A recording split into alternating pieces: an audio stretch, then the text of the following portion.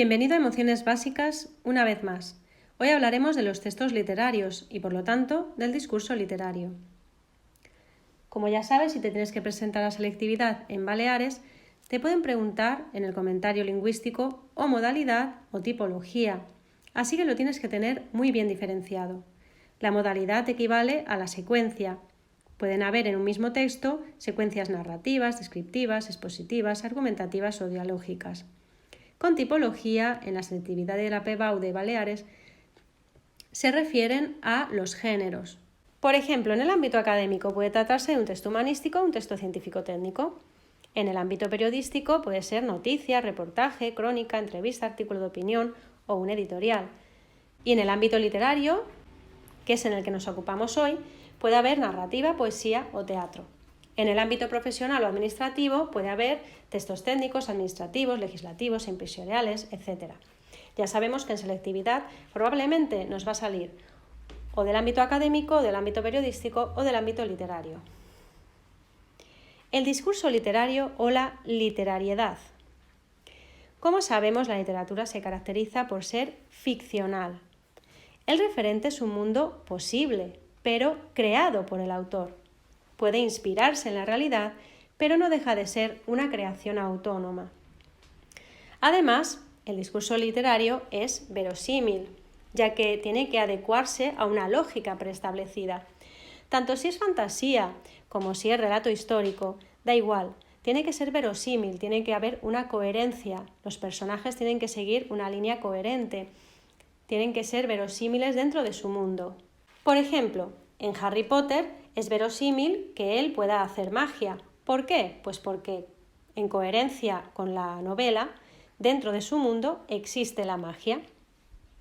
Por otro lado, en el discurso literario predomina la función poética, ya que lo que se pretende es cuidar la disposición formal del lenguaje, crear una disposición del lenguaje que atraiga o que sea particular. Es un uso especial del lenguaje, del código, y que se aparta de la lengua común, lo cual no quiere decir que no pueda imitar en algún momento coloquialismos o la forma de hablar de ciertas personas.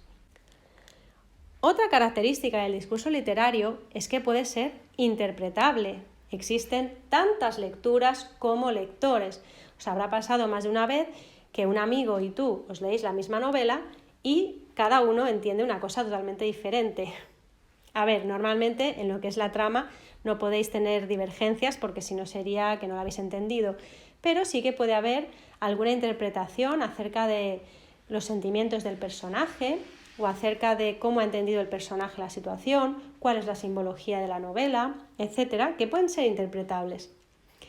¿Por qué? Porque el mensaje literario es susceptible de diferentes lecturas, depende del lector, de su sensibilidad, de sus expectativas, de sus vivencias, de sus conocimientos sobre el autor y la época.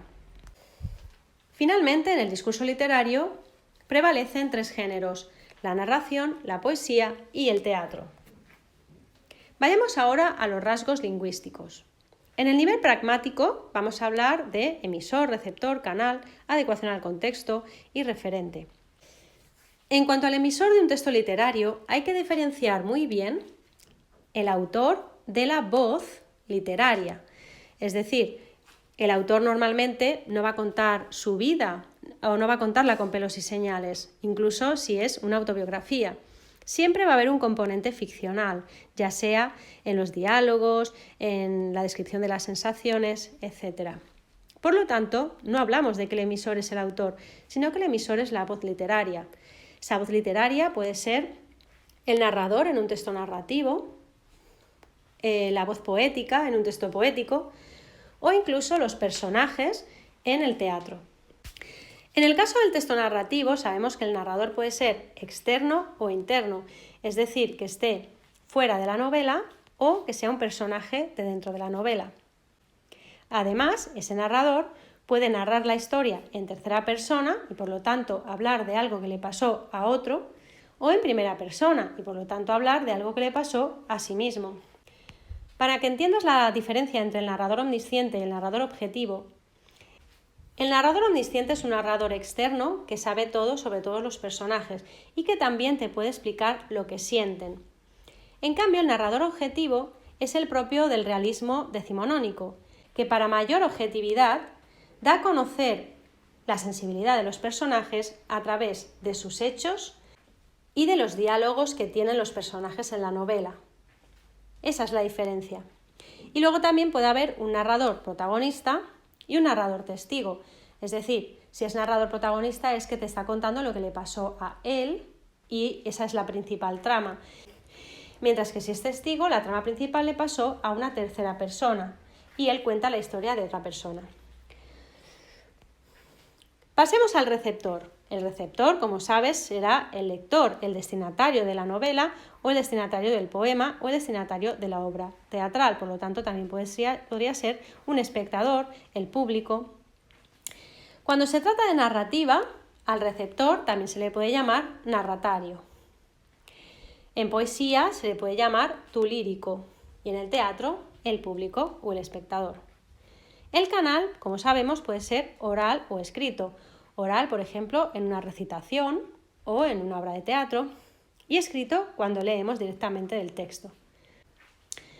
En cuanto a la adecuación al contexto, encontraremos elementos como la utilización de diferentes variedades lingüísticas que pueden aparecer, diferentes registros, la intención comunicativa, el marco espaciotemporal, qué personajes aparecen, cuántos capítulos tiene o cuántas estrofas, párrafos, si aparecen acotaciones, diálogos, y todo dependerá también de si es narrativa, poesía o teatro. Y en cuanto al referente o al tema, puede ser cualquier tema realista, fantástico, irónico, cualquier tema universal que le interese al ser humano y, por supuesto, un mundo inventado. Pasemos ahora a los rasgos textuales: coherencia, cohesión, intertextualidad y modalidades. En cuanto a la coherencia, dependerá si estamos ante un texto narrativo, un texto poético o un texto teatral, pero, por ejemplo, la progresión puede ser lineal, con continuas alusiones al tema, al protagonista o los personajes, a la acción o al espacio-tiempo. Entre las estructuras podemos encontrar la típica de planteamiento, nudo y desenlace, tanto en narrativa como en poesía y teatro, tema de desarrollo en poesía, cuando predomina el texto descriptivo, y luego, en el orden de la acción, podemos encontrar un orden lineal, una anticipación o prolepsis, una retrospección o analepsis, los típicos flashbacks, y elipsis, que es cuando no se cuentan algunas partes de la historia que no interesan o que se quieren mantener en secreto. En los poemas, además, también podemos comentar la métrica, la rima, el número de estrofas o el tipo de estrofa, si existe diéresis o sinéresis, si hay dialefa o sinalefa. En cuanto a la cohesión, nos fijaremos si hay anáforas o catáforas, correferencias o repeticiones.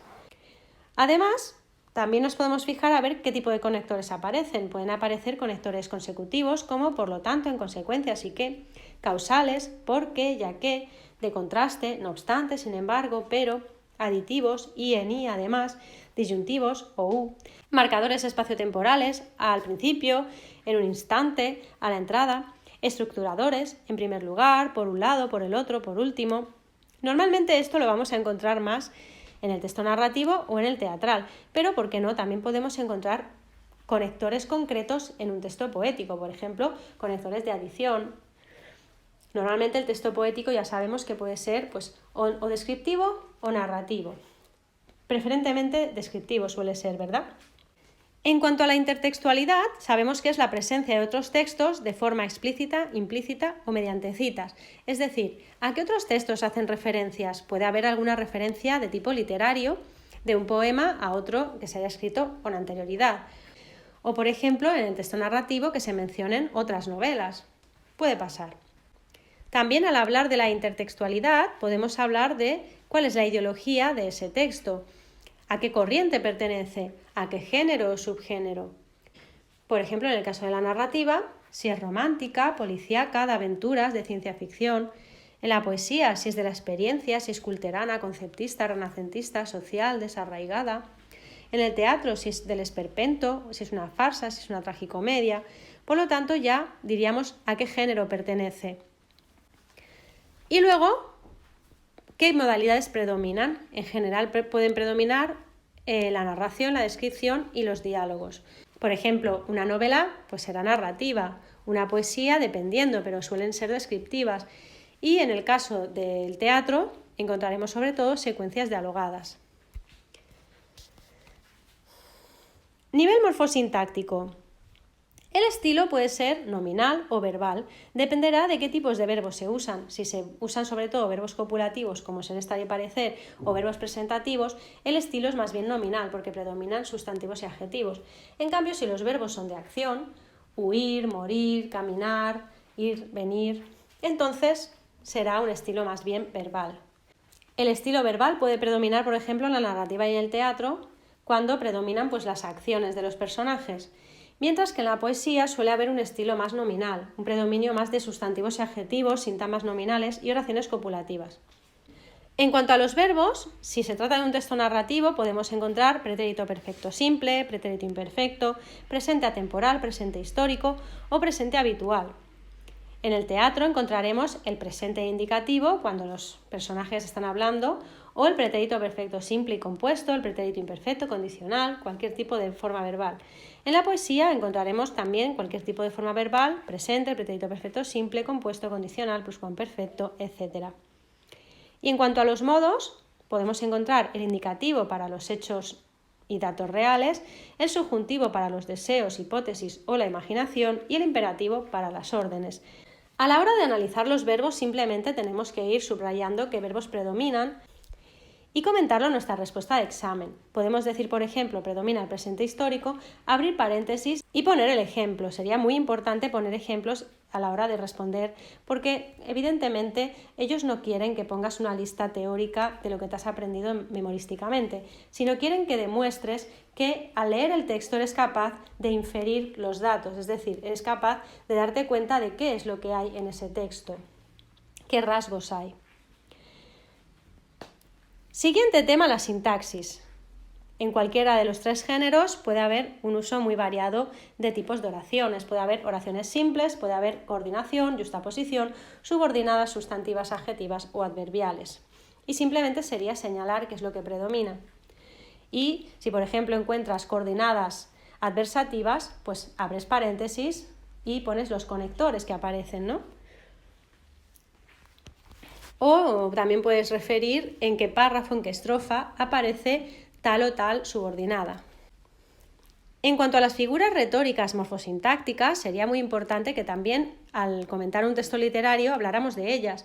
Pueden aparecer epítetos, asíndeton, polisíndeton, hipérbaton, anáfora, calambur, enumeración, anadiplosis, retruécano, epanadiplosis, paralelismo.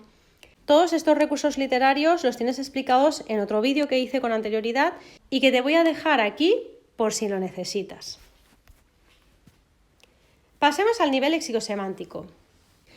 En este caso tendremos que hablar del léxico, del significado, ¿por qué no?, de los tópicos y también de las figuras retóricas léxico-semánticas. En cuanto al léxico, pues podemos encontrar términos abstractos, concretos, latinismos, cultismos, coloquialismos, dialectalismos, vulgarismos, muletillas, préstamos, neologismos. Tenemos que ver si realmente en nuestro texto aparece alguno de estos elementos y en ese caso lo comentamos en la respuesta de examen.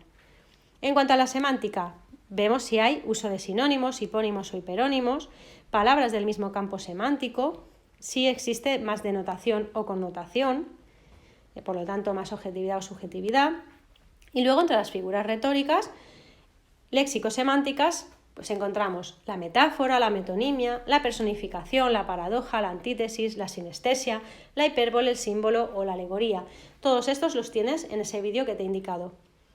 En cuanto a los tópicos, muy importante cuando comentamos un texto literario. ¿Hay algún tópico del que habla el texto en concreto? Entre los tópicos más conocidos, el Beatus Ille, el Carpe Diem, Tempus Fugit, Ubi Sunt, Locus Amoenus, Collige Virgo Rosas, Don Angelicata, Memento Mori, etc. También tengo un vídeo con un montón de tópicos, los más conocidos, que te puede servir a la hora de estudiar. Te lo dejo en la cajita de descripción y también en la i de información. Y bueno, finalmente vayamos al esquema de respuesta de examen. Fijaos, para responder, ¿por qué no seguir un parámetro, verdad? En este caso, hablar del ámbito, del género, del subgénero, de la clasificación, localización, modalidades o función del lenguaje. Y luego, después de ese párrafo en el que ya has presentado qué tipo de texto es, hablas de los rasgos lingüísticos, nivel pragmático textual, morfosintáctico y léxico-semántico. En cuanto al ámbito, en este caso será literario. Género, narrativa, poesía o teatro. Subgénero, puede ser novela, cuento, soneto, oda, tragicomedia, comedia, tragedia, melodrama. En cuanto a la clasificación, puede ser romántica, policíaca, puede ser esperpento, culterana, renacentista, del absurdo, de la generación del 98, lo que sea. Luego pasaríamos a la localización de la obra. Normalmente te ponen quién lo ha escrito, entonces ya puedes inferir un poco la corriente literaria, el autor y la época. Si puedes decir un par de líneas sobre eso, estupendo. Y en cuanto a las modalidades, pues hablaríamos de si predomina la descripción, la narración o el diálogo. Y finalmente la función del lenguaje, función poética, función expresiva, etc. En cuanto al nivel pragmático textual, hablaríamos de la situación comunicativa, es decir, quién es el emisor, el receptor, el canal, etc. Luego, los rasgos textuales, cómo es la estructura, o si hay métrica, la coherencia, la cohesión y las secuencias. En el nivel morfosintáctico hablaríamos de los sustantivos, adjetivos, verbos y sintaxis, tipos de oraciones. Y en el nivel léxico-semántico, denotación o connotación, derivación, si hay palabras derivadas, si hay palabras parasintéticas, si hay palabras compuestas, préstamos, calcos, extranjerismos y figuras retóricas y tópicos, muy importante al tratarse de un texto literario. También podemos hablar de sinónimos, antónimos, hiperónimos, etc. Ahora te voy a leer un ejemplo de lo que sería el primer párrafo de respuesta del examen. Luego ya pasarías a los rasgos lingüísticos, que eso cada texto varía. En el caso de que fuera un texto narrativo, podríamos decir: es un texto literario del género narrativo, en concreto, el fragmento de una novela existencialista de finales del siglo XIX, perteneciente a la generación del 98 y cuyo autor es Miguel de Unamuno. Predomina la función poética y la modalidad narrativa, aunque también aparecen secuencias dialogadas. Y un ejemplo de poesía podría ser: es un texto literario del género poético, en concreto un soneto modernista de finales del siglo XIX y temática amorosa, cuyo autor es Salvador Rueda. Predomina la modalidad descriptiva y las funciones poética y expresiva del lenguaje. Bueno, y eso ha sido todo por hoy. Aquí acaba la serie de las tipologías textuales. Ya sabes que en mi canal tienes una serie sobre modalidades o secuencias y una serie sobre tipologías, para que te salga un examen redondo y puedas hacer un comentario espectacular. Hasta pronto, nos vemos en el próximo vídeo. Chao.